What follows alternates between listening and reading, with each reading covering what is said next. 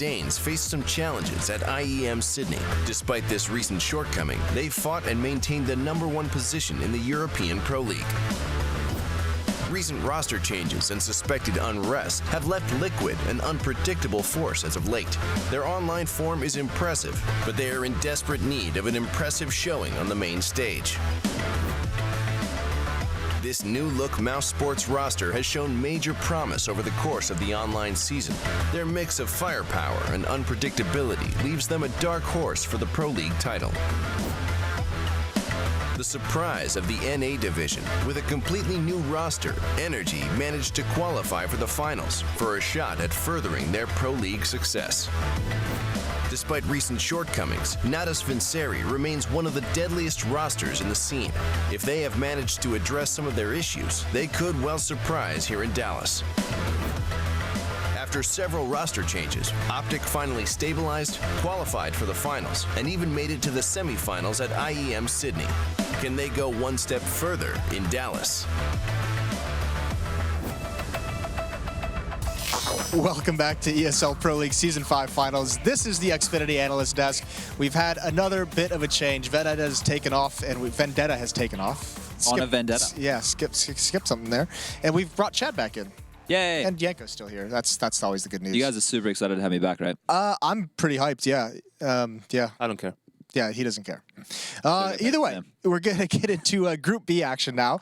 Group A has ended, obviously, for the day. They'll be back tomorrow. But this is going to be that group, North, Mouse, NaVi, and then the NA leftover kind of, the Optics, the NRGs, the Liquids. Wow. Yeah, you like that? That isn't bad. I like it. Liquid is making it out of this group. Oh! That is a bold statement. I like it. Do you care to back that statement up? Do that later. Okay. Yeah, that comes later. We go by the teams one by one. I called NRG onliners earlier. How do you feel about that sentiment? Well, you have to be good online to be called onliner. Chad's had like 3 events under his belt, and he's already getting edgy. No, but okay, so the reason I'm calling them onliners is because they haven't performed well on LAN. I'm not using it as like a derogatory term that they just like can only perform online. It's just they haven't shown any merit on LAN. But how many performances on LAN have you even seen? Copenhagen games. From them, exactly. That's actually a big. It's a big thing to back up Chad's statement there. That's a big one. Was that 5th to 8th they got at Copenhagen Games? Something tasty like that. Yeah, something like that. They also had some changes recently. I think the one benefit, or one of the benefits that Energy has is that they are a team that has like a proper in-game leader in depth, right? They have a guy who is going to be dedicated to trying to make the team work, trying to figure out the roles for everyone. So perhaps a pretty underrated guy in a scene that doesn't have very many in-game leaders is Daps, and obviously he was the one who kind of got Optic started on the right foot down the line before they really picked things off. But let's start with the good, right? Let's start with the top of the line, top of the group. North, really good regular season out of them. First place in the European division, which is nothing to really kind of slouch at. Talking about onliners, Chad. Well, wow. No, I think, the fact that they lost to Chiefs and stuff in Sydney is the biggest loss for these guys, and it's more of like a wake-up call, right? Online, I touched on Cajun being the biggest factor for them to get through the online season at first. But when they come to LAN, it's Magix and Config who are the 2 players that they need to have firing on all cylinders, and their aggressive style, it's fantastic, right, when it works, but going for that 3rd or 4th kill in every situation is how you throw away man advantages. I'd love to see them maybe dial it back a little bit, be more diverse in the way that they approach the game, and it's been rumored, or they've said, I think Cajun said at the HCC 2v2 or whatever it was, that they were going to be changing up some roles. And if that means, a different playstyle from these guys, that's good. I think the issue, it's been a very long time. It's ever since Katowice that we've been hearing from these guys. We have been working on our CT sides. We feel like our CT sides have been the problem. Our T sides are doing okay. And that's been like 3 months now almost. And you feel that because of the losses that they've had, I mean, they've lost every single playoff game they've lost. They've been the favorite, right? They've been playing an underdog, and they got upset. I think they've started to overthink things. I don't think necessarily they need a change in roles. I think they need a change in mentality. I think they're maybe to an extent going through that phase that Astralis, when they were TSM, they were going through, right? Underperforming, even though they have all the ingredients. There's nothing wrong with the roles. Everyone's playing positions they're comfortable in. It's just like we need to figure out a way to not mess up, to not basically choke when the pressure is on, because that seems what happens to them at the moment. Yeah, and it's kind of like the hardest thing to fix, right? When you are like a top 5, top 6 team, that one thing you need to find is switch and get into like the top 3, top 2. That's always like the hardest part to find. And they're obviously still searching for it. But I mean, we've talked about this in the European side of things. Yeah, we'll get your thoughts on it. Is a lot of the issues that we kind of see is maybe not like massive glaring issues, but the fact that Magis and Config being so young, adding different facets to their game, which also touches on, you know, sometimes dialing back the aggression, but finding different ways to have an impact so they're not constantly being reds. Because, you know, right after they won Epicenter, which was a long time ago, October of last year, for months after that, you can kind of see they maintained the same plays they wanted to make, especially on the CT side. Like, you knew on certain maps where they were going to be aggressive, when they were going to be aggressive. Adding a new wrinkle into that allows them to be a little bit more adaptable. Absolutely. I think they need to be able to make those adjustments, simply because at this level of competition, everyone is going to scout you, everyone is going to look for your tendencies, right? But still, it's difficult to find a balance there between, okay, you need to be less predictable, but also you need to be the player that you are, right? You are an aggressive player by nature. That's where you thrive the most, and you're actually really good at getting those advantages for the team. So it is those small things, and that's exactly the point for me, at least. Those are the small things you need to work on, not like put that player in a different position on the map, because that's just going to create chaos. Yeah. Well, before we get to do this, we can touch back on this when we get some North matches coming in. Yeah, I'm going to cut you off. That's what you get. Let's bring up Mouse Sports. I know you Chad, have plenty to say about these guys. Can I talk? I can talk about Mouse Sports. I'll let you talk about Mouse Sports. Yeah. Really, I get a great point about North. We'll come back to that. Save it. Write it down. All right. Cool. Mouse Sports, another good season, and also overcoming massive amounts of adversity. With Nico's departure, no one kind of really knew where they were going to come from. You can always theorize that, yes, certain players can thrive when they have a little bit more space to work with. But Dennis has been a guy on Mouse Sports. We have on the screen Dennis from Fnatic, but still, Dennis from Mouse Sports is a pretty good season. Well, the name is very similar, right? This is just to show you what casters have to deal with. But it's like, Dennis gets the kill onto Dennis. So, yeah, not this Dennis, the Mouse Sports The other Dennis. The German Dennis. The only German player left in Mouse Sports. Okay. When Nico left, Spitty and Dennis were the only two guys left from Germany. Spitty was the in-game leader at that point, and he didn't get much better. Whereas Dennis, he kind of got a chance to have his moment in the sun, I suppose, right? And he got a lot better. He looks good. He looks consistent, having some good entry frag opportunities and stuff like that. And then, who was the other guy they got rid of before they got Robs? Oh... No, that was Spitty. Just Nico. Yeah, Spitty. Yeah, that's right. Never mind. Why you throw me for a loop here? Sorry, Jason. Brought Oscar back in, though. Yeah, Oscar was a good addition. This is the real Dennis. Are you sure? Now it could be in disguise. Now it's the real Dennis. Here we go. Now we're talking. But I think just the way that this guy's been able to find some room to work and turn his stats around, right? I know normally we don't like to look at stats as if a player is performing well or whatever, but he's gone from being in the negatives to being a big... Yeah, I feel like this much of a jump in your stats is fair play. I think more than anything else, it's a change of mentality and having that quote-unquote fresh start with like a new lineup, a new team, because there was no doubt that Dennis was getting the most pressure alongside Speedy and the most flack in that old Mouse Sports lineup with Nico, right? And just some players are not really good at dealing with that. It kind of gets to you, all the comments and everything, and you just put extra pressure on yourself. Now that that's been kind of alleviated and he actually started performing better, you know, Dennis, you have to remember when you go all the way back to that Penta lineup, the core that was making top 8 at the majors, Dennis was actually one of the star players of that team, one of the guys who were making a difference. So I think it's up to him, and he's been doing an okay job being on that path so far of like rediscovering himself in maybe that sense of the word. Yeah, and I mean this you have to imagine. I mean, a lot of eyes obviously can be on Rops as the new addition, and just seeing how far this team can go. But I think what we saw in the regular season is pretty promising. Moving on, switching to the other side of the world in North America. Team Liquid. Now, this is a team that, right around the major, was looking like someone like a Liege. I was talking a lot about how I think he's the best player in North America. Highly impactful, but it's the same old story with Liquid every time we talk about them, is there's another roster change. They haven't been able to solidify this lineup. How do you thrive as an individual in a team where you never have a set 5 for longer than a few months? It's weird with Liquid, right? It always seems they have like one blaringly obvious issue within the team, right? Yeah. Or one problem child, I suppose. Like for a while there, it was that Dren wasn't contributing as an in-game leader. Like obviously he had good reads and strategies and stuff, but it was pretty easy to play against, I thought, and his frag contribution dropped off. And then with the whole simple thing and all that whole debacle that led into the Kuster issue, and then now JDM's dropped off as an AWPer, and then it just keeps moving and changing like that, right? Then Hiko had a huge drop drop off. Now they have a roster, they still have a few issues within the team, right? Like JDM's AWPing is still not, it's not very impactful from my perspective anyway.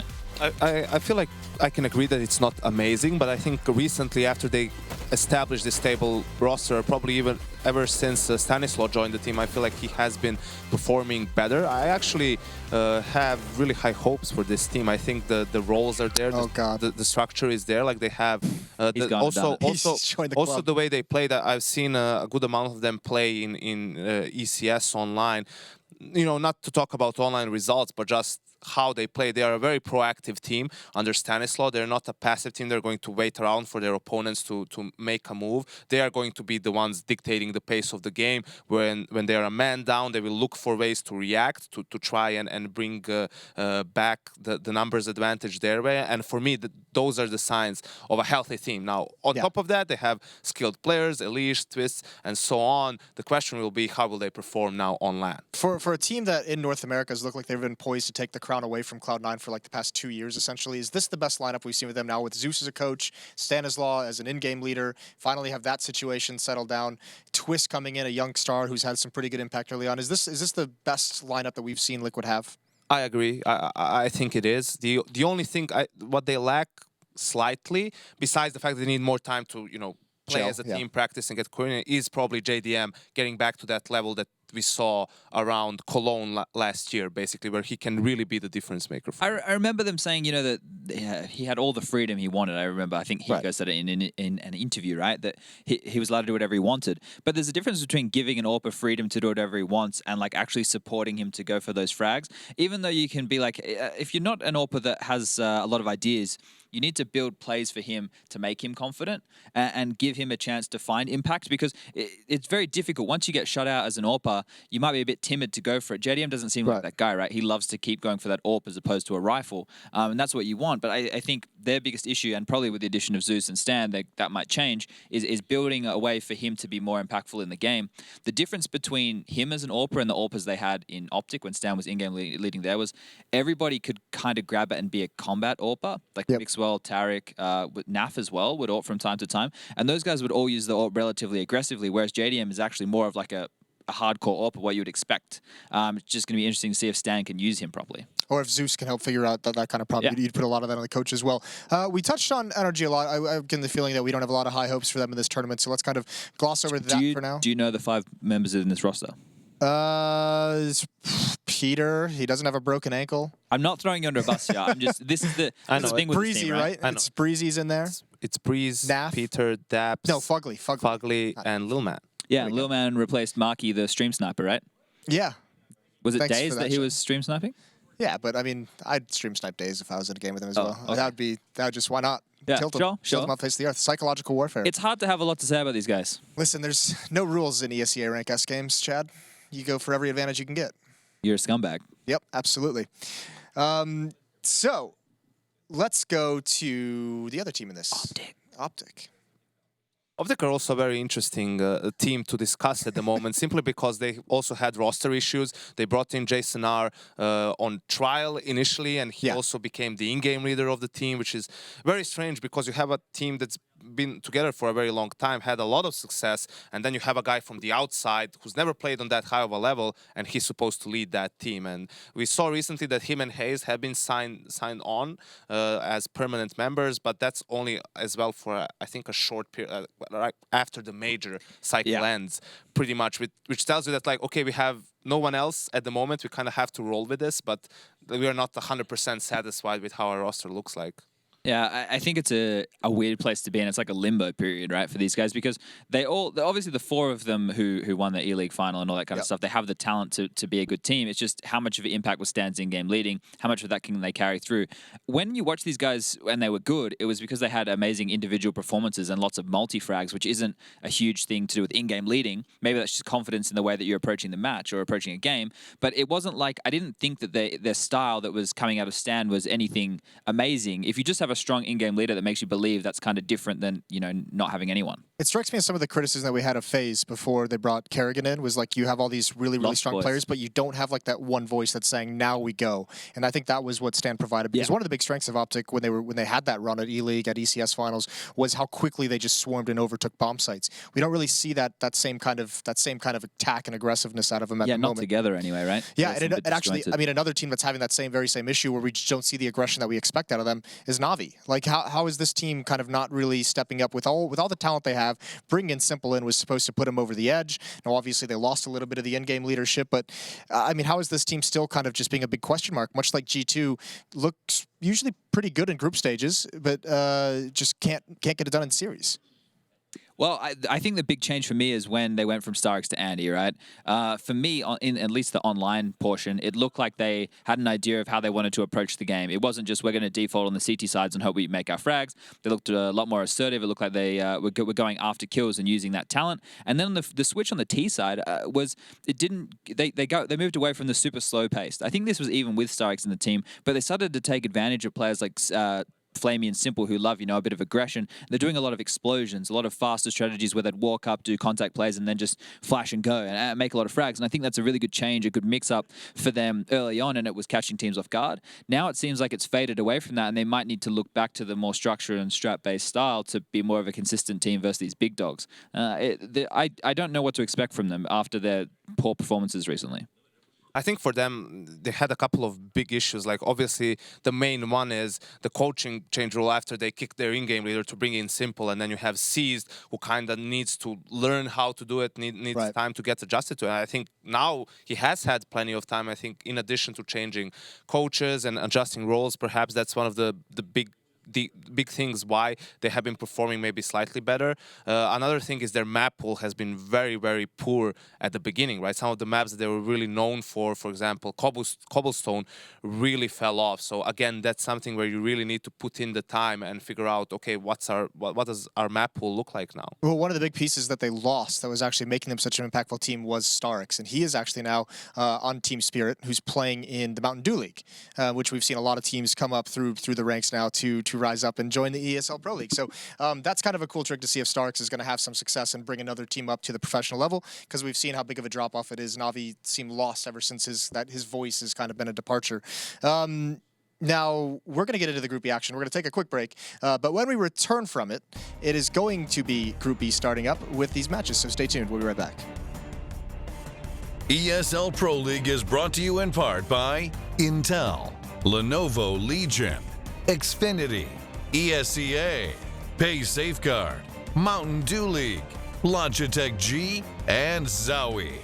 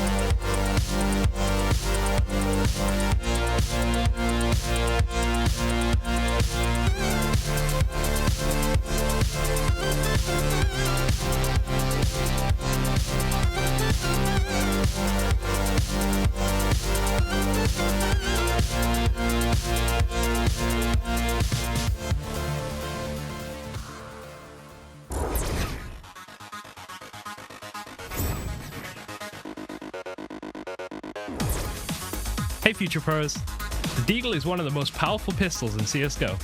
Mastering this hand cannon can win you eco after eco. The Deagle kills with one shot to the head, but when used at extreme ranges, this is not the case. The best time to shoot is just after your view model resets. Moving and shooting with this weapon won't get you very far. It also takes a while for the pistol to regain accuracy after falling, so make sure you wait a bit before firing. Don't spam the thing too. Be sure to make slow, singular, controlled shots for maximum accuracy.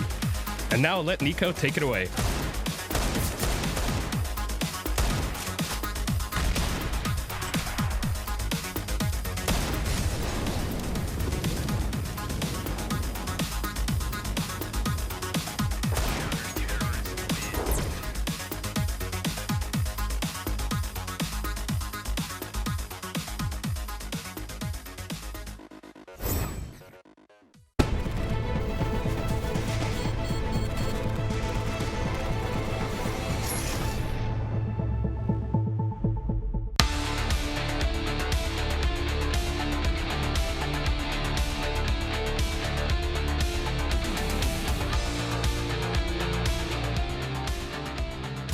Yes, welcome back to the Xfinity Analyst Desk and the ESL Pro League Finals of Season 5. Group B begins right now. Team Liquid taking on NaVi, a Team Liquid that Yanko believes is making it out of the groups here. Yes? That is correct. Who's That is not correct. making it out of the groups then? North or Mouse Sports. Ooh, this is getting spicier. I like it. Either way, let's start with NaVi. We touched on this team kind of right at the end of the pre-show for this group, so we'll just continue in that kind of vein of thought. These guys, obviously, much storied, very, very strong players, very strong team. Simple's probably the most, one of the most exciting players that you can possibly watch. But this is a team where, you would kind of expect them to beat Liquid, but as we said, I mean, they've just kind of been up and down. I mean, you expect a lot of things from NaVi, but you had the 16-0 in Pro League online, and then you had on LAN a 16-2, 16-3 loss as well. So they are known to shock you, and not in a good way. I like those polo shirts. Do you? Yeah, I wouldn't mind one. Okay. Simple Are you trying to shout out to the organization right now to get a shirt? Yeah, send me one. I tried it with Heroic, it didn't work. Maybe we can work with NaVi. Third time's the charm. Yeah, someone's going to give me a free shirt eventually, I think. I think this team has disappointed a lot recently, but there's just that common thread that I keep harping on is like when I see them start on the CT side and they're super assertive, that's when I get excited about this team because it looks like they have a game plan. And when they have a game plan, that's when they can unlock the skill within this unit, right? That's when they can actually run away with it and show that they're a team who has an idea of what they want to do. And I actually have a clip here that I prepared earlier of it. It's an aggressive push that they do up towards Fountain. They use a smoke and a simple flash from C's, and it just cuts off the players coming up and pushing up towards Playground. And utilizing a player like Simple, he has that amazing aim, he has that amazing ability, and he's just going to go for frags. And it basically plays itself out here, right? It's very easy to see, but I'm going to bring up the overview in a second, and it shows that the plan isn't just for these guys pushing aggressively on A, that there are other people on B who are also playing for information very early. So if it is a B rush or it is a B play, they're going to do as much damage, they're going to delay for as long as they can. That'll give the other players who are quick in close positions to rotate through connector, get there and swarm onto whatever attack can be coming in from the T's. And it just means they have an idea from the start of the round. It's going to be won or lost very early, but it's something that works for players like Flamey and Simple. Go ahead. And I think one of the big problems for NaVi is how emotional they are still as a team, right? They have great moves, like Chad just pointed out, great ideas, great game plan. But if they, if a round starts off great like this and they're in a 4v2 situation, but then they end up losing a 2v4, that can put them on tilt and kind of, make them lose more rounds because of that one round than they should perhaps. Yeah. Let's talk. I want to touch on Simple a little bit just because this is a guy, I mean, kind of a weird thing is that last year he was competitive to be one of the best players in the world. It feels like he's had a massive drop off. Like even though he's the focal point of some of the aggression they have on the CT sides, it still feels like he's not the same impactful player that he was. Okay, so let's talk about Simple as a player, right? When he's been in the previous teams like Flipside, Liquid, he can do whatever he wants. There's no system. Simple is the system, right? If he wants to pick up an AWP, I just have these funny thoughts of Simple just being like when he's in a team with the drones, like Eric, drop me Deagle, Eric, drop me AWP, and just getting whatever he wants whenever he wants. That's a really bad Ukrainian impression. I apologize, but it's just like getting whatever you want. Just right? let me do it. Yeah, to be closer, right? But my point is that Simple would have gotten whatever he wanted whenever. Now he's in a team that he's a bit more humble and he has to play into a system, and it's a bit harder. I think perhaps a good comparison is Simple in NaVi, Phelps in SK, right? Yeah. You know, he was used to being the playmaker in Immortal, same as Simple was in Hellraiser's Flipside and Liquid and so on. But here, actually, he doesn't need to do all the work, and it's actually not really the best way to approach the game. He just needs to fit into the system and have confidence in his teammates that they're going to be able to do their job as well, and kind of within that have as much impact as possible. Yeah, maybe the tough part has been that system is just simply not as effective as we see it in SK at the moment. So a little bit unfortunate there. The next team we're going to look at, Team Liquid, their opponents obviously from North America, touching these guys a lot. Nitro, Elige, Twist, Stanislaw, JDM. I mean, a lot has been made. The core of this team, I mean, essentially you just put it down to two guys, Nitro and Elige, who they've been building. Every single lineup has been around these two guys for the past few years. I mean, where are we seeing this team go exactly? What are the kind of changes that Twist has brought in? He was on that TSM roster that had a couple good results, but kind of faded from memory a little bit after that. But now that he's been brought in, there's a lot of excitement around what he can do. Yeah, I mean, he's just a very, very young and an up-and-coming player. I think it's fairly obvious by now that he's very skilled mechanically. You know, he seems to be a smart player. I mean, I don't want to call him out like amazing game sense player, but, you know, doesn't really make silly mistakes. And when you have a player like that and a real in-game leader in the form of Stanislaw, that's when he can kind of groom him into the role that he wants him to have within the team. He can decide whether he wants to build the game around him a little bit, or does he want him to be on his own, doing his own thing, similar to what Rops is doing in Mount Sports, right? So I think he's been a great addition for Liquid. And I think, you know, Liquid are at the point now, especially with Stan, where the roles are a lot more set. You know, JDM obviously the AWP. Stan, he's the in-game leader, but he's also like the lurker within the team normally. You've got Nitro, Elige as a pretty decent entry duo, right? And then Twist can do whatever. He can be used however they need him. And that's great to have a filler player when you do have established stars and established roles like that. So this team, for the first time in a long time, looks like it knows where it's going. Just needs to get there now. Yeah, I mean, they're one of the big keys of this team as well is you think like someone like Nitro, who's been very, very quiet over the past like season or so, he needs to get back into shape. You think how much danger that this team used to carry in like their entry fragging ability between Nitro and Elige. That just feels like it's kind of gone now. I wouldn't mind getting into a discussion about entry fraggers, but we probably have time for that later on. This one's just more like... Write that down as well. Another point. Put that in the notebook. I'll get back to you on it. But it's just very sporadic for entry fraggers, right? If you're a ride or die entry fragger, you're not going to have a good game every game. It's impossible. There's like certain times where you're going to run out and they're ready for your execute, and it's just not going to work, right? But you do need to have matches where you can run away with it, and then once you're feeling it, which is what Nitro, you know, seems like he can be known for, every option comes his way, every gap, every timing, it's all perfect. It just doesn't seem like he's had any of those lately. Well, if you think Nitro's going to have a good game, if you think he's going to help carry Team Liquid to a victory there, make sure you're letting us know in the YouTube chat. Just type, what is it, TL or NaVi to let us know who you think is going to win. We already know Yanko believes that Liquid is, what was the word you used? Did you say beat him? I thought you said like they dumpster him or out something. of the group. Do you think Liquid's going to win this one? I don't know that yet. I have to see the map, but I think that Liquid has a chance higher than what people would give them to make it out of the groups. Are you thinking Team Liquid's a little bit underrated coming into this event? I think they are. I think their main problem at this tournament is their map pool, that it's still not deep enough, but on the other side of things, it does overlap with some of the other teams who are their biggest contenders to make it out of the group. So if they can get a bit lucky in that regard, if they can get the few maps that they actually play, which I wouldn't be surprised to see because teams have been vetoing very strangely lately, they actually have a good chance on those maps. Well, I have good news for you. We've got the veto ready. We're going to bring it up on the screen, right? Yes? What I have a dream, Jason. I have a dream. Every event that I see NaVi coming to, I hope that they just would have, in secret, practiced Cache and just practiced it to no end and then just pulled it out. I had this conversation with Starix like a year ago about it, and I was like, what are you guys just going to like He's not in the team anymore. Yeah, I know. But like, I was just like, what are you guys just going to practice for like 2 weeks and just bust it out in an event and just catch everyone off guard? And he said there's no way to do it. I mean, maybe this is the problem they're having because even if you want to practice, even if you want to improve a map that you've always banned, you're practicing against the team you're going to be playing at the events. Yeah, but they all play enough pugs and stuff. They all know how to play on those maps. Just find like a low-tier team and just grind it out. All right. Don't worry if you stomp them 30-0. It's all good. That's what the academy teams are there for. Yeah. Does NaVi have an academy and conflicts team of interest? No. No. Okay. Well, there goes that idea, doesn't it? What map was it again? They don't have VP. It's Train. I'll pay attention to you guys. I'm glad that. Thank you. Yeah, I'm glad that NaVi didn't fall into the trap of thinking that Cobblestone is any good. So that's good. I'm happy with that. Train's good.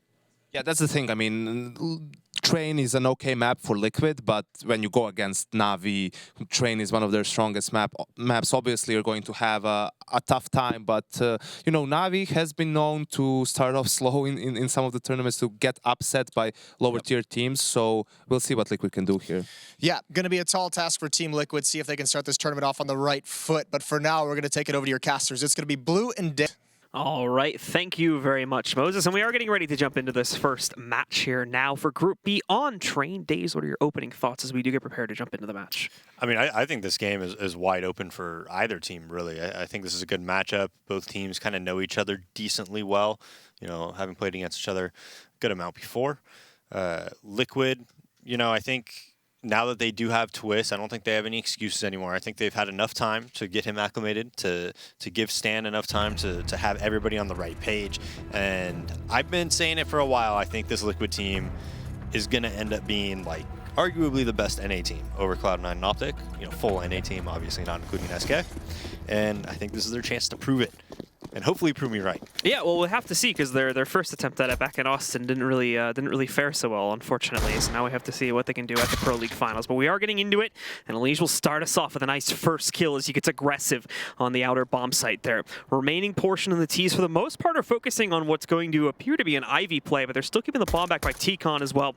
The first player to hop across alerts Twist to their presence, but I don't think they're going to be aware of the fact that they have 3 guys potentially stacked to prepare to push in here at any given notice. Team Liquid, though, still a very heavy stack on outside, though, so they are ready for this hit if it should come, but the setup is going to be a little bit awkward. They don't have a lot of guys playing around the bomb train. They're all condensed very far forward, but they're destroying this hit. 2 kills, only 1 being traded up by C so far, and that's the only one they're going to find as Liquid flawlessly take control of the first pistol round. Yeah, and that bait setup worked to perfection. They had 2 players in Hell. One was taking contact.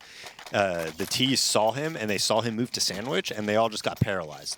The take just stopped at Ivy. They weren't able to push into the bomb site, and then Twist is sitting at Hell. He probably should have got 2 or 3. If he replays that round over and over again, he probably gets way more kills than that. But, you know, just a little bait and switch there. Someone takes contact, hides. The next player is set up for very easy frags. Getting into the second round, NaVi pretty much not going to take any response to this at all, actually. They're essentially just they're fully saving into this one as they all just roll with Glocks, and they have the 1 flashbang sitting on C's. So more than likely looking to try and get the plant quickly here onto Inner as they're already set up for the rush play, and in they will go. But unfortunately, they're getting picked off by Liquid, and I don't think that plant's going to be a reality. Down to 1 now, it's unseized, and JDM will easily pick him off to net him a 3rd kill for the round. Yeah, just playing for the plant. They're a really overpowered spot, though. When you watch Upper and you're on top of Pop Dog, you could actually angle yourself at basically a headshot angle, and they can't even shoot your body, really, because, you know, the yellow beams on top of the site that Stanislaw was at. So just easy cleanup there. But, you know, NaVi, despite not getting the bomb down, their plan was to get that plant. And look at that. They only have 2 players with head armor and 3 Galils.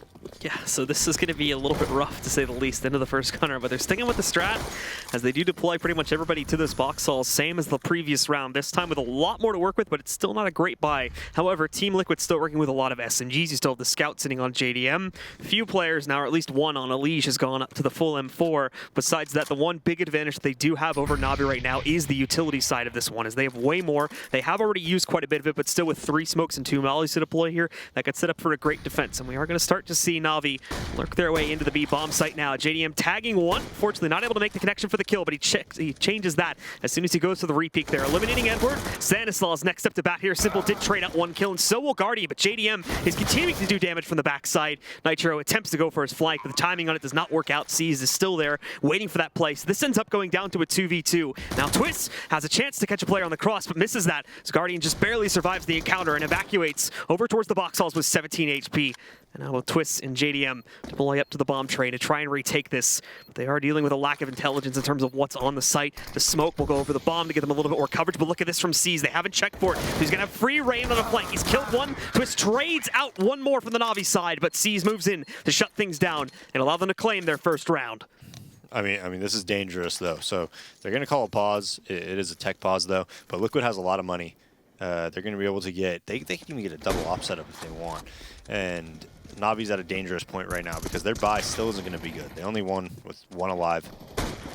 So, you know, they have a couple AK armors, but after that, I mean, unless they want to go glow head armor, they're going to have to downgrade a lot. Yeah, absolutely. And for Team Liquid, of course, they were still saving up plenty of cash. They're going to be looking in a pretty okay position to just go right back into this next buy here. We can already see a few of the purchases, specifically sitting on JDM and Stan, as JDM had no problem getting himself the full op, and Stanislav's back up to an M4. So this is still going to be a pretty good buy. There are going to be some sacrifices with Liege having to go down to the UMP. We may see one or two more examples of those to try and get a little bit of extra utility, but they should still be fine with the full buy heading into this next one. And this is where they'll really be able to challenge NaVi with them having their own full investment.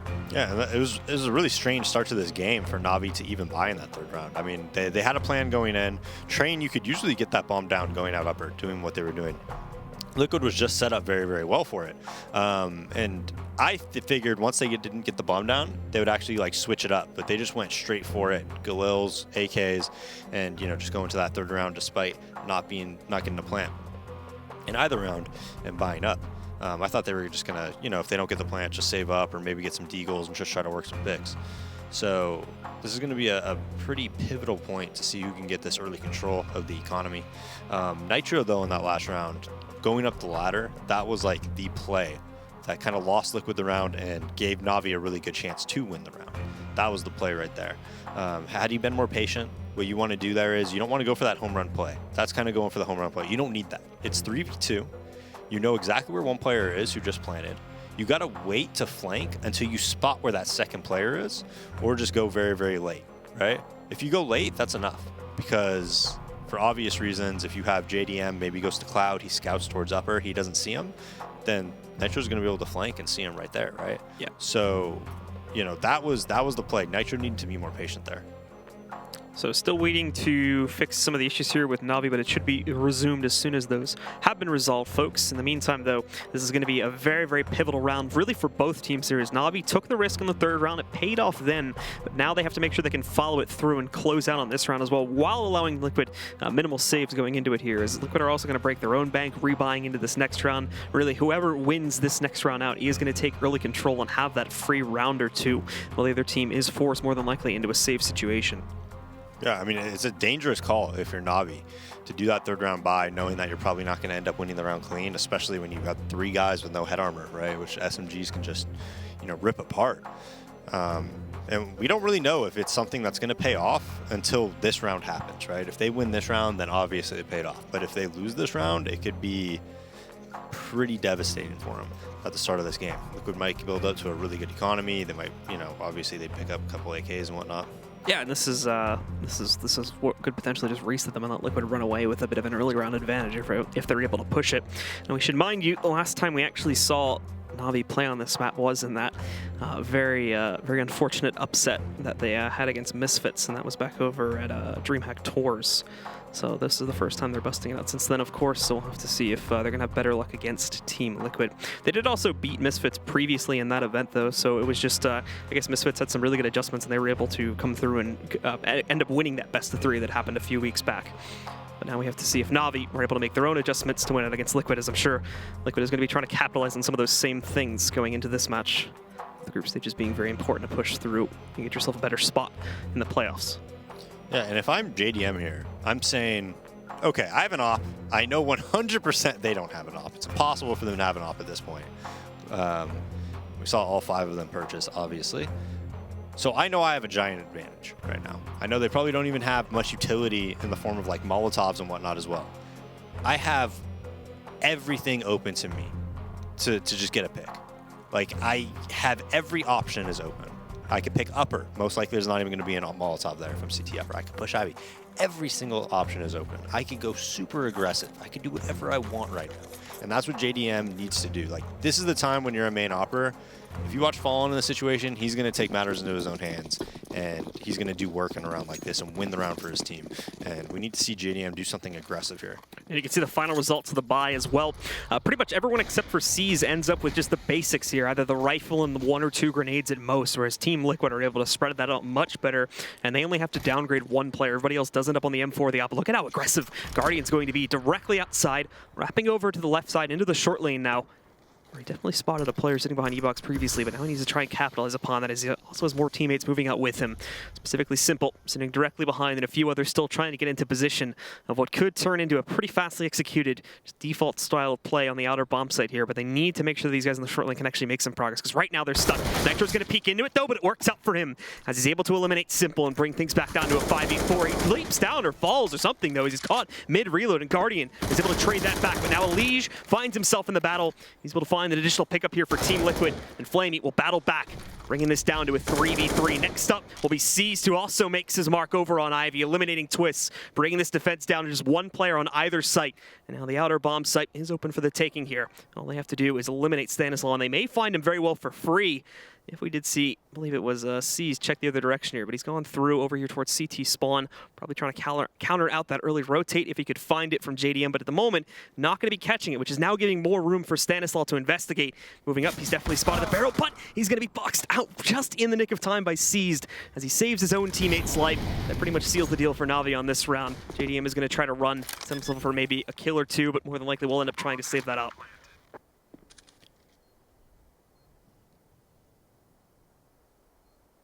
Looking like he's actually going to try to move back in through the old bomb tunnel. If he can maybe pick someone off at Heaven.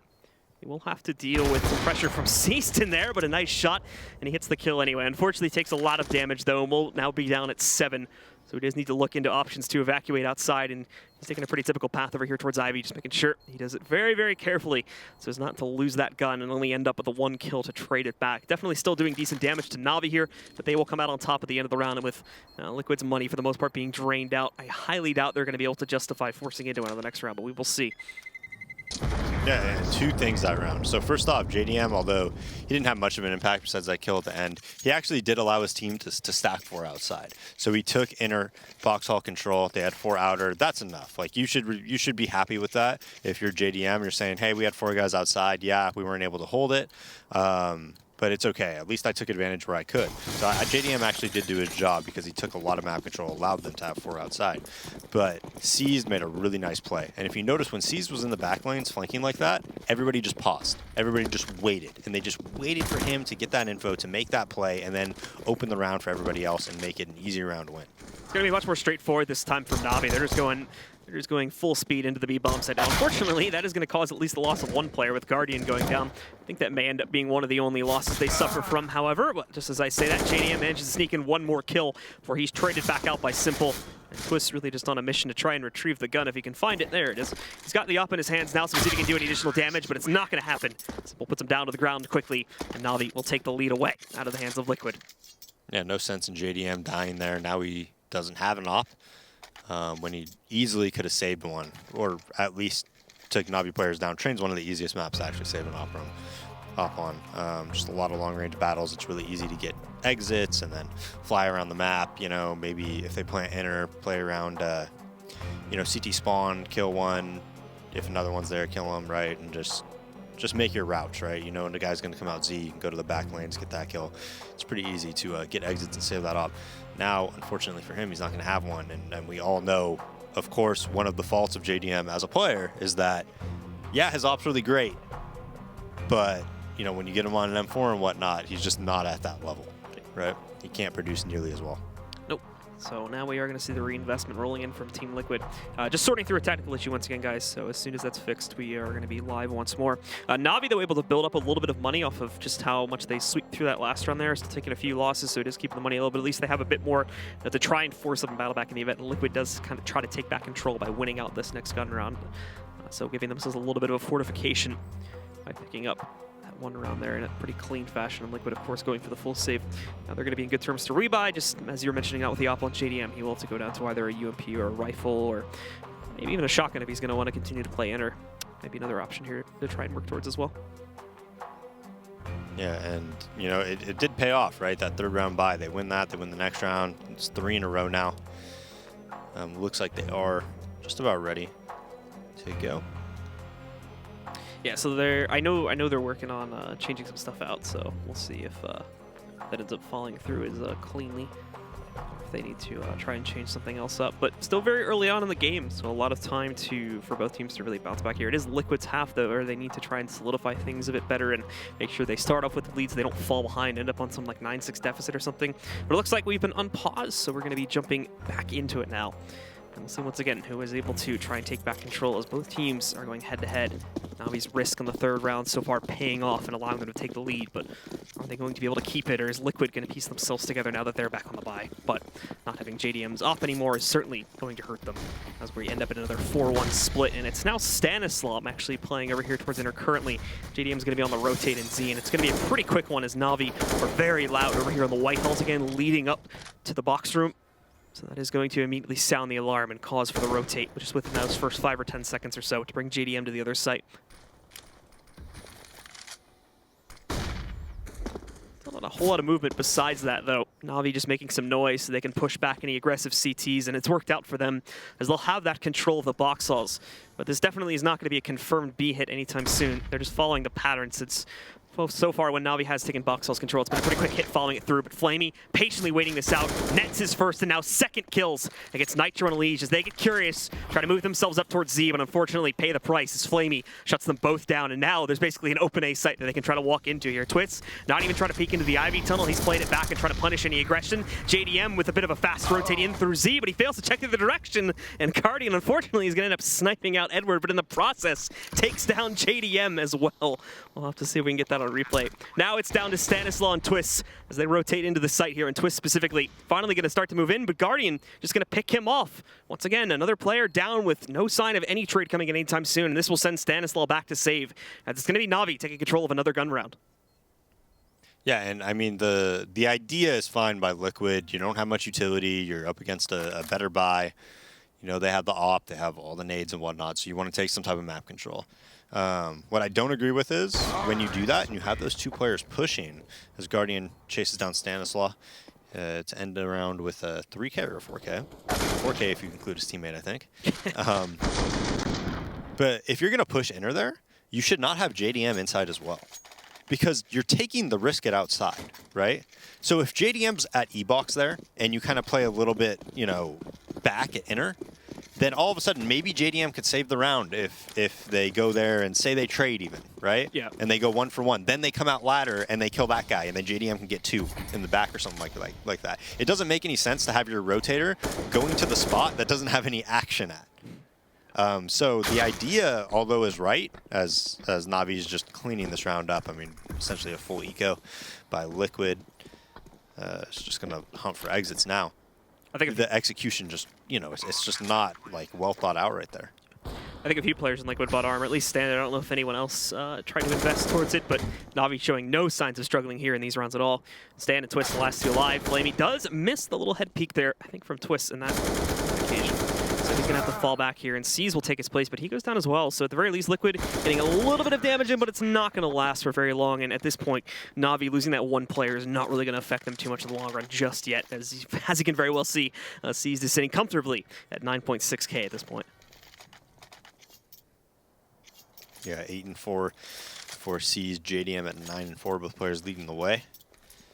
And now we do get JDM on the AWP, a full buy from Liquid. They have, you know, full nades. You notice they have 4 HE grenades and just 4 flashbangs, so they utilize a lot of HE grenades over the flashbang. Now, Bro, Simple going to take that early box house control again, as we've been seeing, and he hits some nice shots as well against JDM. JDM's going to miss the return, as he did try to take a shot back at JDM, but did not, or excuse me, back at Simple, but it did not connect. So Simple ends up almost getting that kill into him, and JDM is going to be a very easy target to take down in the event they do follow through now and go for another inner hit this time. Guardian just trying to check things out, gets boosted up on top of the server there by his teammate. Not going to find anyone from Liquid trying to hold inside of here. They're just kind of waiting in the wings there, and as you can see, the smoke gets tossed out, so they're just going to kill most of that Ivy pressure for right now and start to align NaVi into more of an ordinary pattern as they do get ready to execute, coming up on that minute mark. Everyone else on Team Liquid, though, staying in shape. Still just a 2-3 split. Very passive, though, this round. A couple gun rounds back, they were a little bit more aggressive with their positioning, but this time playing it super safe all across the A and B bomb sites here. Not trying to take any early battles at all, especially with JDM getting hit as much as he did earlier on in the round. But finally, with the time getting lower, NaVi starting to group up. It is looking like it's going to end up being an inner hit here. So that pressure shifts back over to JDM, who, mind you, again, is heavily injured, and Stanislaw as well at 100 HP, who is going to take the initial battles right over here in the initial cross coming out from ramp. Molly in the way of it, so they do have to try and go on top of the train. JDM can't spot much, though, with that smoke in the way, but they're not suspecting Stanislaw to be this close to the site, so he gets one, tries to go for a second, and he does get some good damage onto it, but can't find the kill. And now C's coming in on the flank again, finds himself the double, bringing this into a 4v2. More than likely, we're going to end up with Twist trying to go for this kill, but how can they get anything else going? Bomb did just go down, so they do have a decent amount of time to play with, but the utility's pretty rough right now, so I don't think this is going to have much success if they attempt to go for it. We'll have to see, though. They'll start to move their way in, but Molly's going to send Nitro back, and that should pretty much seal the deal. Final two from the CT side are going to give up on this one and fall back to hand over a 6th round to NaVi. Yeah, and that was actually a pretty good inner hold by Stan. He delayed them. He knew that nobody was site side. The only thing they really have to worry about is you know, sidewalk and players pushing them, as Nitro's going to try his best to save his op here. Oh, that's nice. But JDM, the rotator, he only had 19 HP. He wasn't able to kill anybody or punish them while they were pushing. So we see C's just get in the back here, get 2 easy kills on the side, and that pretty much cinches, you know, makes the round so easy when you have that deep control. So smart decision by Liquid there to save those last 2 guns. But yeah, I mean that wasn't bad by Stan at all. Stan did his job. The rotate just didn't. I mean, the rotate just wasn't there until the end of that. No, JDM was there the whole time. It's just he didn't punish anybody for pushing. Well, he was looking at upper, didn't see anyone coming out of the smoke for whatever reason, and then I guess because he was already low, he just didn't want to take any risks. It seemed like he was just sitting back inside waiting the whole time, and it never led to anything. Yeah, but you can't. At inner, when that player pushes up, I mean, we're talking about he was past C. Yeah. He's essentially in the CT spawn corridor. When that player gets to there, the round is over. You know, like, he's always going to multi-frag. It's just how it works. So JDM just gets completely taken out of the play. And yeah, I mean, Stan, yeah, he goes 1 for 1, but if the rotate's there and they're able to punish those players pushing up, that should be an easy round. He delayed any type of site push. He had all the information that nobody was pushing towards site, that they had to be pushing sidewalk. Edward made a cool little play, though, jumping on the ladder and then jumping on top of the site, actually. Well, we are in pause now as Liquid did just take their first tactical pause. So I know you guys are seeing, I think that was like a 3rd or 4th pause so far, but that was actually the first tactical pause that's been used by Team Liquid, as they're clearly falling behind in these gun rounds. They do manage to get themselves together a semi-decent buy, actually, for this next round. Pretty much everyone getting themselves a good rifle, and the op, of course, from JDM, who's immediately going to find impact pushing out through Ivy. The leading seized, so brings us down to an early 5v4, but now they need to make sure they can capitalize upon it. That has been a slight issue with Liquid on this map. Stats in terms of actually following up the round with 5v4 advantages isn't that great compared to some other teams. So at the moment, they are not in safe territory just yet. NaVi just kind of halt themselves on top of the ladder room and around T-Con. And they're kind of just taking a step back here, trying to make sure that Liquid don't attempt to do anything a little bit more aggressive before they eventually follow through and go forward with their plan, which is probably going to turn into basically just a default out on A. But Liquid have gone back to these aggressive positions now, too. You do have a Liege up a little bit further over towards the ladder room, and Nitro sitting just behind him to support, whereas the Ivy defense is going to come mainly from Twist back over there, and he's taken on the more passive role. So if the number 8 and 6 players end up going down, Nitro and Liege, then that is going to leave the A site basically wide open, as Twist has that main focus on Ivy, and really, especially with the smoke now in the way, it can't help out with stopping more of the site pressure from working its way back in. Nitro's going to hit the first kill. Liege as well from inside, eliminating Edward. Guardian will trade one back from inside of Z. That's only the first kill on a long way back after they've gone this far behind. Guardian attempts to sneak back in. Hasn't even accounted for the fact that Twist could be lurking behind him just yet. He is trying to pay attention to that, but the main focus now is trying to regroup with his teammate and somehow try to take outer control, at least get themselves a plant so they can fortify their money a little bit going into the next round with 15 seconds remaining. That's not going to be easy, and Guardian gets caught jumping between the trains. Liege is going to eliminate him here, up to Flamey now with 8 seconds remaining. Picks up at least one more kill, but I think he's given up on this one now. He's just going to hide in the corner, try to save the AK, but now at 6 HP, that's even going to be a little bit rough. And he'll be pushed in the moment, down to 4 after the HE. I think he's in a pretty good position, though. No! At the very last second, Liege pushes through, eliminates him. So he goes down. Yeah, they do have a lot of money, so he's not the end of the world. Yeah, not missing out too much. But when it comes to, you know, Liquid there, they got that player in ladder. They got JDM an early pick. They went for early map control and got it. Whenever you get that player in ladder, it's like, ever since they fixed the flash bug where you couldn't hear people underhand flashing, Now that they fixed that, and you can hear people underhand flashing, if you get somebody in ladder, it's just so OP. Because you can't flash down the ladder safely. You hear him every time in the ladder, and it's just such a powerful position. Well, speaking of powerful positions, Nitro may find himself having one, but unfortunately does not account for that ladder room push. Just gets destroyed by Flamey, and now everyone from NaVi is going to very quickly flood out onto the A bomb site here. Most of the pressure coming from the CT side is going to be in heaven, and behind that bomb train, Elige, though, re-peaks after he finds the trade kill against Seized. Guardian is going to pick him up from up on top of the back trains, bringing this down to a 4v3 with advantage to NaVi. However, Team Liquid not giving up on this one just yet, still trying to lurk around and line up for a bit of a flank. Stanislaw will be looking to execute upon that. However, Guardian is already accounted for this and is already paying attention. Just has to have the right timing to be able to spot the peak. And now as the bomb goes down, Twist also sits close to the site. He will have support from JDM, but not for very long as Simple eliminates him. Twist also dead on the ground, and Guardian waiting very patiently for Stanislaw to initiate that flank. Will shut out Stan and give NaVi yet another gun round in their favor. Yeah, and the setup there, I mean, they had Nitro getting picked off early. He's at an aggressive spot. His teammate is CT Heaven. Zero synergy with their setup at all. They just run out ladder. Nobody was even watching ladder for Liquid. Just shoot Nitro in the back of the head. I mean, this is just, it's going terribly for Liquid. You know, they won the pistol round and the second round. And since then, they've won, you know, 1 round out of 8. And now look at this. They try to go for the force-up into this round, but only end up with a bit of a scrap buy with 3 SMGs and 2 upgraded pistols. One of them is just a P250 sitting on JDM. And he's still going to try to challenge aggressively here at upper as well, which is going to be really hit or miss. At this range, pistol can definitely do damage.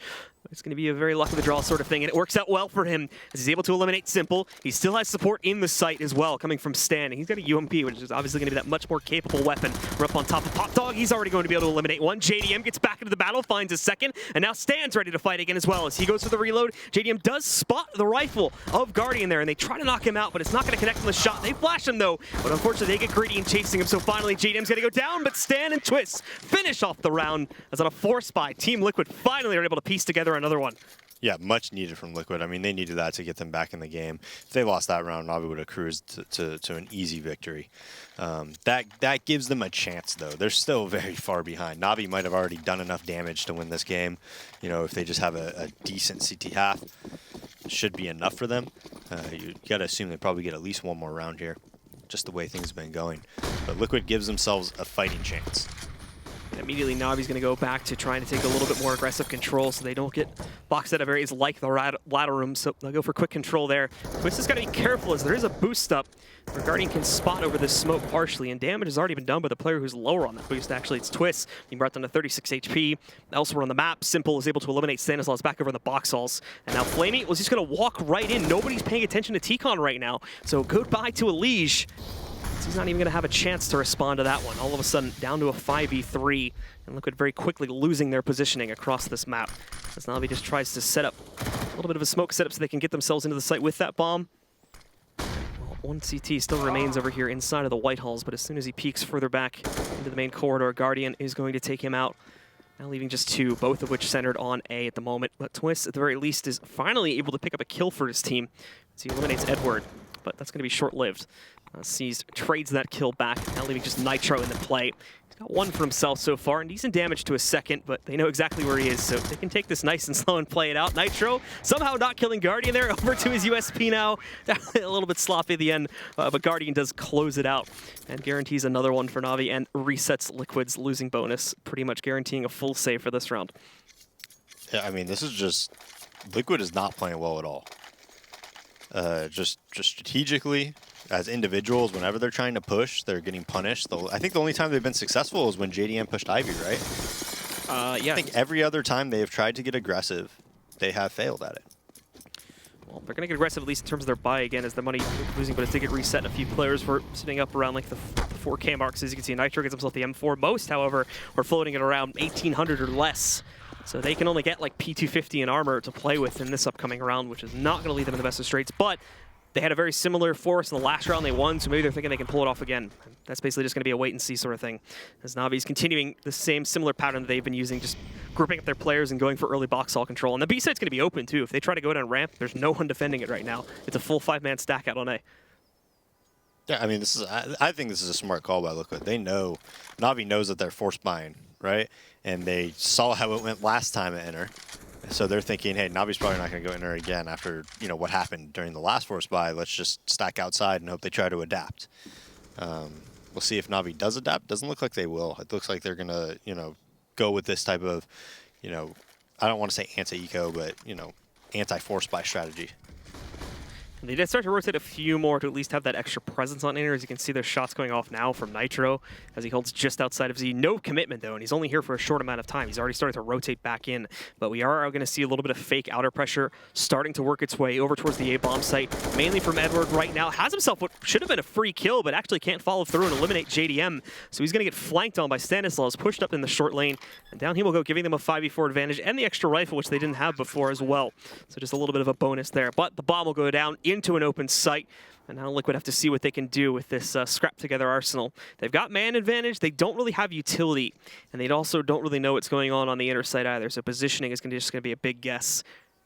Yeah, I mean, no kid on Liquid. This is just an immediate save call. They're gonna try to get exits, maybe pick up some better guns and AKs and whatnot. Why not? But Stan already having the AK is just hiding an Ivy. So without a kit, there's just there's no chance of them winning that round.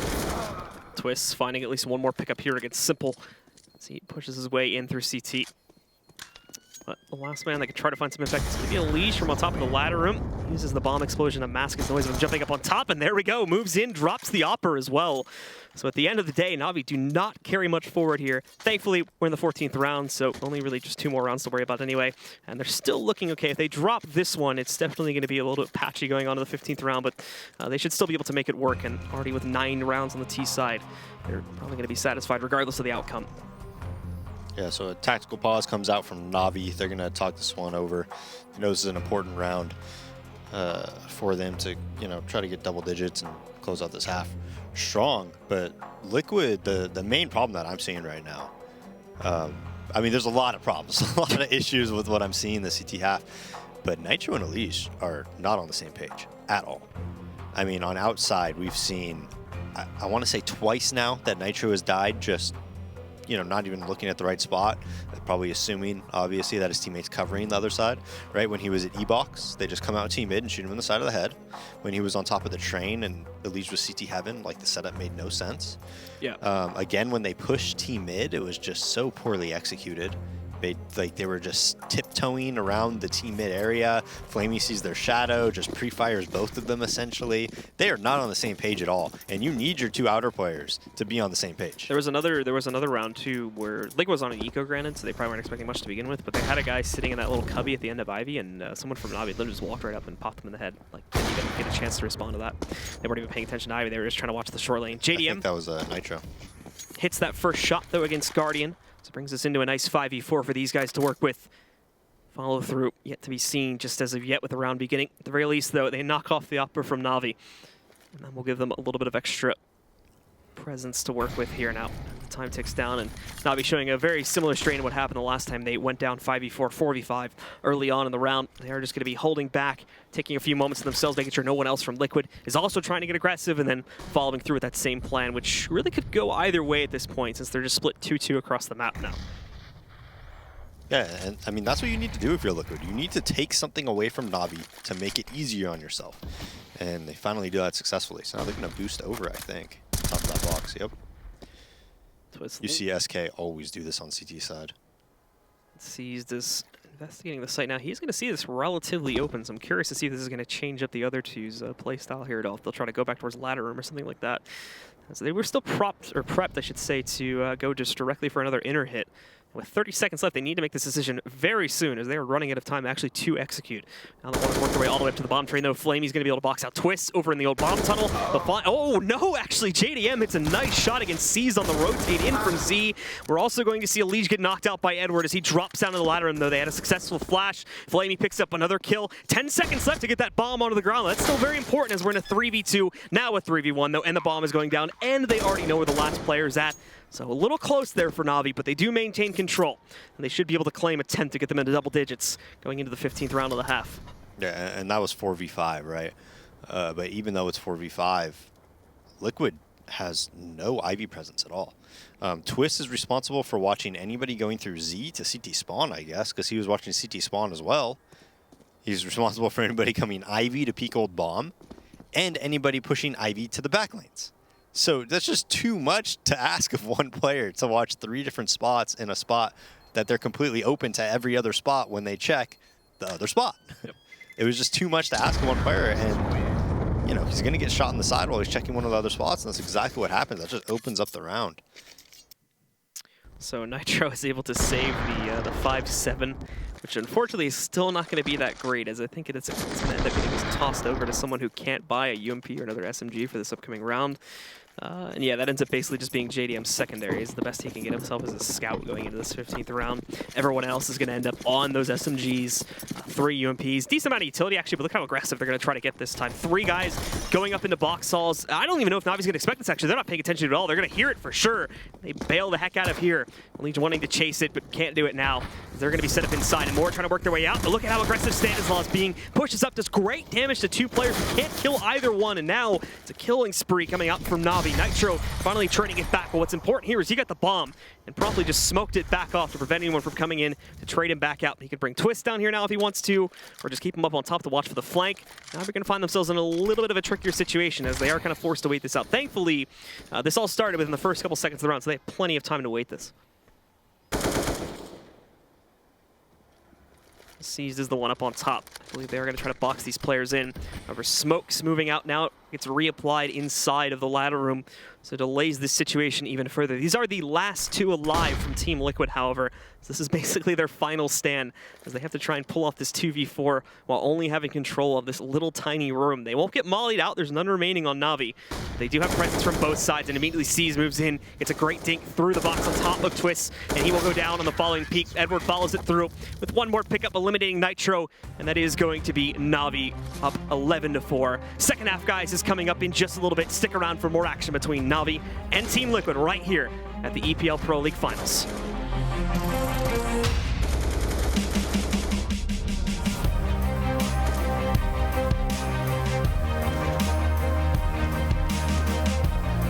ESL Pro League is brought to you in part by Intel, Lenovo Legion, Xfinity, ESCA, Pay Safeguard, Mountain Dew League, Logitech G, and Zowie.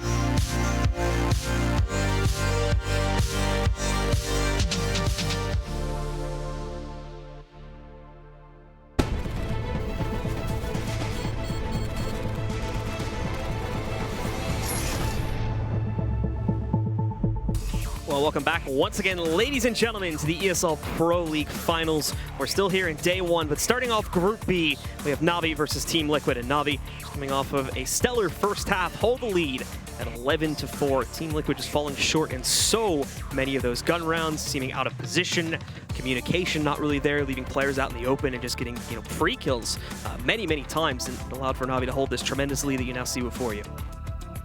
Yeah, and Liquid, they didn't do much right. They did those hoodies right though. I like the hoodies.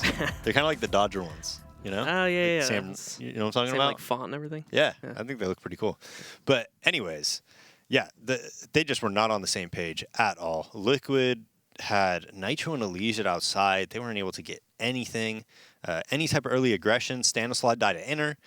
Nitro and Elysian, whenever they tried to push team mid, they both died to Flamey. If they got ladder control, it didn't really work out for them that well, except for that one round that they force bot. I think Elysian was able to take down Edward that round. Leaving things open, asking too much of players who aren't in position to succeed. The the one bright spot they had was JDM was playing well. You know, the 3 times he got aggressive, he got 2 kills, made it 4v5 twice. One of the rounds they won, I believe, when he went Ivy and did it. Another round they lost when it was a 4v5, and then NaVi went Ivy afterwards. And then the 3rd or 4th time he went aggressive. He went aggressive 4 times. One time he took that upper control. They had 4 outside. They still lost that round. And then the round he got, you know, lit up to about 15 HP, but he still stayed alive.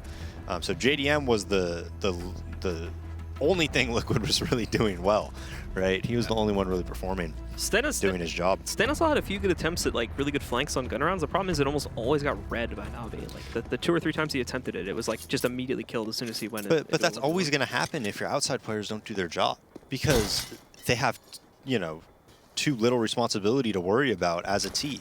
You know, when you're at post plant and you have 4 players alive, it's really easy to watch the flank. That's the only win condition that the CTs have at that point. Well, in we go into the pistol round here, and look at all the damage Guardian's able to do just through the smoke. Edward contributing to this and basically just finishing off all the kills that Guardian started for him there. 1, 2, 3, 4. Now number 5 sits left alive still, but he's got a 1v5 sit against him. It's JDM, and he's not even going to get that single kill. Simple shuts it down and gives the second half pistol to NaVi.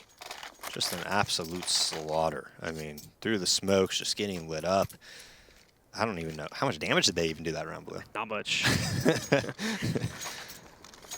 They maybe tagged 1 or 2 players. That was it. Yeah. They got like 5 bullets off that whole round. Just a slaughter. So Team Liquid is going to end up forcing into the second round as they don't get anything done in that first round. Not even close to the plant there. So just Tech 9 Armor Force for most, obviously. Stanislaw actually is going to be one, not JDM, that saves a little bit more here or just goes for the utility purchase instead. But across the map, players are spreading up actually into a default, which is usually you see something a little bit more straightforward here on that second round force buy, but Liquid trying to take it since they do have that extra smoke to work with. We'll see if they can try to line into something, but the first attempt at trying to take control does not go very well. Flamey is patiently waiting inside of that ladder room for the first drop, and he finds a Liege, and he's even sitting waiting for a second player. Should JDM try to test his luck against Flamey and maybe even Nitro as well, as now he's falling back from the box hall position, and it is looking like they're going to try to challenge it in a second. Flamey, though, sitting in this corner, works out well for him. I was a little bit worried if they tried to just drop right in that he would get countered out. Third player is what may throw him for a ride, however, so we'll have to see. Now he's outside trying to fight and twist. Maybe the one thing that can save Liquid in this round. He picks up the double kill on the entry, eliminating both Flamey and Simple, but Edward and Guardian right back into trading those kills back, and Stanislaw, I think he actually tossed his gun away, so now he just doesn't have one. He has to use the smoke to try and retrieve it. I guess he was looking for the Tech 9, but he couldn't find it, so he ends up going down with a knife in hand. Edward will be the one that snags that kill and puts NaVi just 3 rounds away from closing out on this map. We need a Shacked and a Foo. Shacked and a Fool. We need it. That was ridiculous. The guy was running around with a knife, Blue. Oh man, I think the Liege had a moment too. That I don't think he wanted to go down the ladder. I think he wanted to show his feet and then go back up right away just to see if somebody was there, and ended up just falling down. I'm almost positive that's what he meant to do. So now we see a full eco from Liquid. Simple's in the ladder room. That's just going to be the easiest kills. Well, only gets 2. But 3 more players down the ladder, so. Yeah, they know it's a full stack now. And Cease just comes in from behind to rip them apart, and Flamey, well, throws a bit of a unnecessary nade in there, which ends up killing Cease at the end of it. So NaVi having a little bit of fun towards the end of the match, but they are very much in control, so they can allow these things to happen, and it's not going to be that big of a deal for them. So they'll be up 14-4. We will finally see the investment rolling out from Liquid with full AKs. Decent utility, but we're not going to see the op or anything like that. And they're not going to have a whole lot in terms of mollies or HE grenades. Mainly just your basic smoke and flashes for most, with a couple of mollies added into the play. Very quickly, though, Liquid are going to go for that ladder of control and trying to push back out. Flamey hits the first kill, though, and they're unable to trade it back as he holds behind the bomb train. Edward steals one from up on Heaven. Flamey again, and then seized. Just like the last round, we see a player rolling in from the backside to close it out. They don't even get close to eliminating player. The lowest they got a player down to was Flamey at 58 HP. Besides that, it was a flawless hold. And now they're going to end up in another basically path buy / 4-spot situation on Team Liquid, as NaVi's up at 15 already.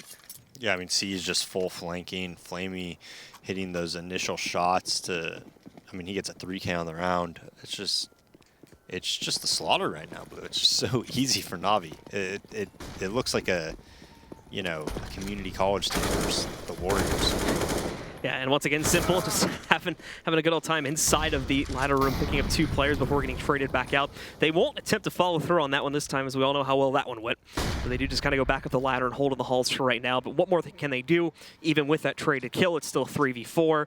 You know, you got a player working with a scout still. You really have only one true rifle and Twist in the Tech 9. He did some work with it 2 rounds back from the same position, actually, as he was able to pick up a double kill here. But needing to do that again, certainly going to be expecting more presence from this area, as NaVi still have 3 players stacked since C's pushed all the way in and is holding at the very back portion of those box halls there.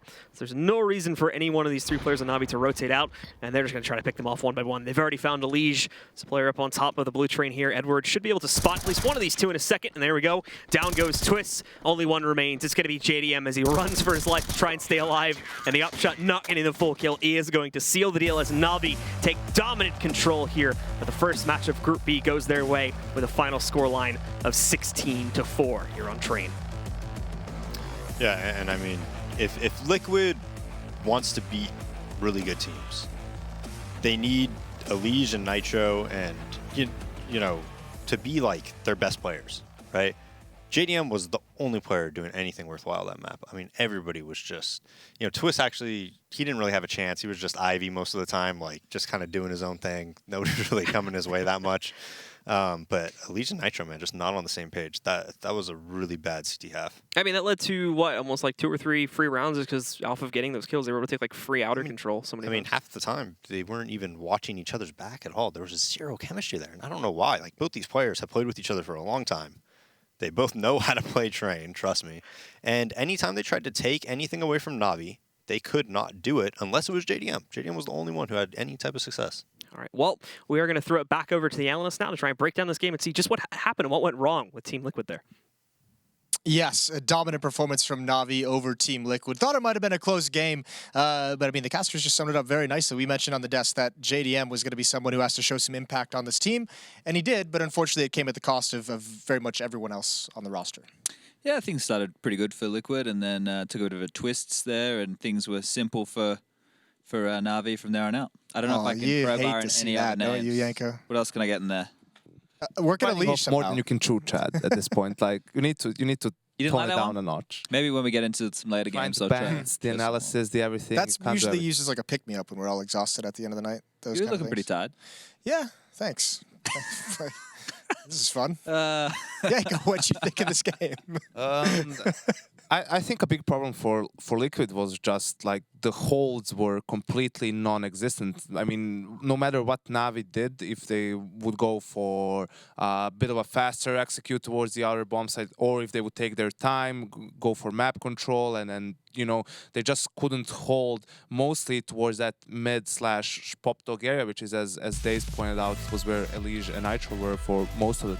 And this is a good showing of that. I mean, this is round 4 where you kind of see a very slow take out towards the Nook, out towards Olaf, what you can call it, and just the possession of it from NaVi for so long. Like Liquid just couldn't wrestle back control at any point. Yeah, they obviously saw them get there, right? And you could see that Nitro threw that smoke to kind of buy time and just kind of watch that position. They're able to get kills and trade. But these opening moves by NaVi, they had a lot more than what they normally have up their sleeve. I love the fact that they're able to do this and just be calm and patient and wait for the frags to come to them and then trade off the back of that, which was great. And even on the first gun round, right, it was a big gamble. They had a lot of glues. They did that inside explosion. They did that throughout the whole season. They've been doing that over the last couple of months. Those are the new pace, the new strats from NaVi that you see.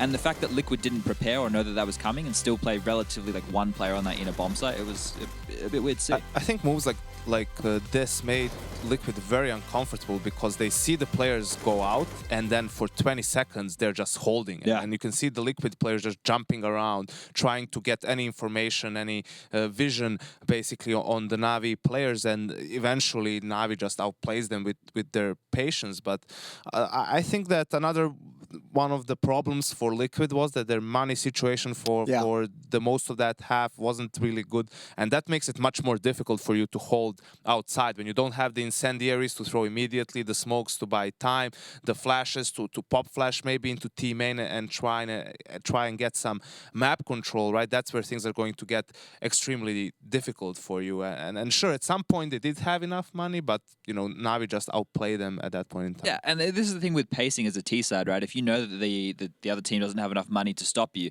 then take those positions on the map much quicker, because then the limited amount of utility they have to expend straight away. You give yourself more time to work with. When you know they're on a full buy, they have all those AWPs and all the utility, slow it down, make them waste utility, make them feel more uncomfortable, and then you can take an even duel later on.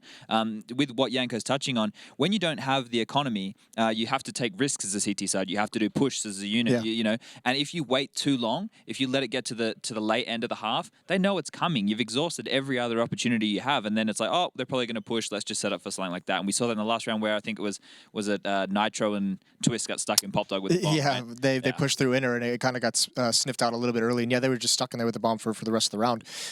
Yeah, that was a bit brutal. I mean, 2 rounds run down the stretch for Team Liquid. Both of them responded immediately with a loss, and that's just that economic control that NaVi had. But I mean, great game out of Flamey. This is a team we talked about, like some of the most skilled players that we know on this team, even if they're not clicking at the time. I mean, you look at the roster: Flamey, Simple, Guardian, even Edward. These guys are so highly skilled. So many options for this team. Is this a little bit more of these kind of plays that Chad you referenced like early on in these rounds? Is this probably more of Andy's influence? We saw a lot of the success on the T side. Looks like Andy's had more impact on the CT side. But I mean, is this kind of a new philosophy that Navi's bringing in? They definitely have a new playstyle. I don't know if it's because of Andy. I think their T side already kind of changed with Starix since Zeus was dropped. But the CT side we didn't get to see a lot of. I was harping on about that in the pregame. I think it's not necessarily from Andy. It's just a new approach and using their players to the best of their ability, which is more aggressive than the old Navi style.